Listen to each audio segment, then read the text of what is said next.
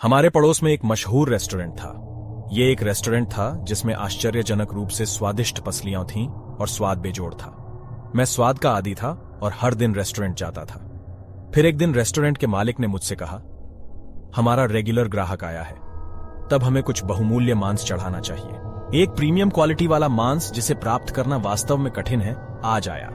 ये इतना स्वादिष्ट है कि इसकी तुलना किसी और चीज से नहीं की जा सकती। बात करते करते मालिक ने मेरी पीठ थपथपाई। मैं थोड़ा नाराज था, लेकिन मैंने इसे ज्यादा महत्व नहीं दिया क्योंकि मुझे लगा कि मैं उसके करीब हो गया हूं। मैंने कहा कि मैं इसे आजमाना चाहता हूं, इसलिए वह मुझे अंदर ले गया और अंदर एक और रेस्टोरेंट था। मेज पर वीआईपी जैसे दिखने वाले कई लोग बैठे थे। थोड़ी देर बाद भोजन बाहर आया और यह पिछली पसलियों के लगभग 4 टुकड़ों की एक छोटी मात्रा थी। फिर लोगों ने बिना कुछ कहे तुरंत उसे उठाया और पागलों की तरह खाया।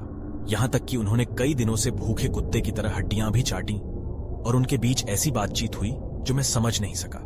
आजकल एक बच्चा है जिसे मैं खाना चाहता हूं, लेकिन मैं उसे कैसे पकड़ सकता हूं? अगर मैं उन्हें पकड़ लूं तो क्या आप उन्हें कम कीमत पर पकाएंगे?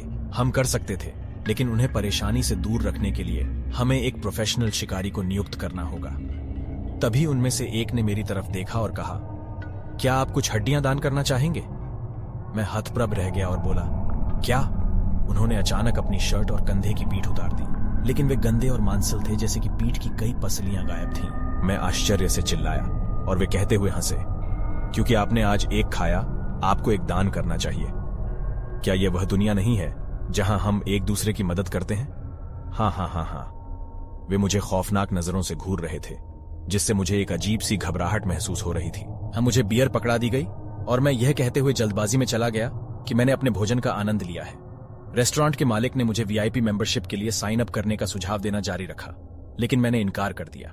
मैं कई दिनों तक उस रेस्टोरेंट में नहीं गया, लेकिन एक दिन मुझे बैक रिब्स का स्वाद आया और मैं इसे बर्दाश्त नहीं कर सका, इसलिए मुझे वहां जाना पड़ा। मैं रेस्टोरेंट में खाना खा रहा था, लेकिन मुझे कुछ अजीब महसूस हुआ, इसीलिए मैं पीछे मुड़ा और मेरी पीठ के पीछे रेस्टोरेंट के मालिक ने मेरी पीठ पर चाकू रखा हुआ था। जब मैंने डरते हुए पूछा कि वह क्या कर रहा है, तो उसने दुखती आंखों से कहा, मुझे बस एक दे दो। मैंने रोंगटे खड़े होकर रेस्टोरेंट छोड़ दिया और उसके बाद से मैं रेस्टोरेंट नहीं गया। फिर एक दिन जब मैं वहां से गुजर रहा था तो मैंने देखा कि रेस्टोरेंट बंद था, इसलिए मैंने बगल की दुकान के मालिक से पूछा कि क्या कुछ हुआ है, और उसने कहा, कुछ देर पहले कोई दुकान में चाकू लेकर आया और गड़बड़ी पैदा कर दी और भोजन करने वाले 3 लोगों को आपातकालीन कक्ष में ले जाया गया।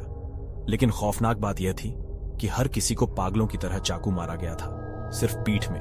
अपराधी को गिरफ्तार कर लिया गया, लेकिन कथित तौर पर वह अंत तक चिल्लाता रहा कि उसने चाकू मारने के लिए सभी से उनकी सहमति मांगी थी।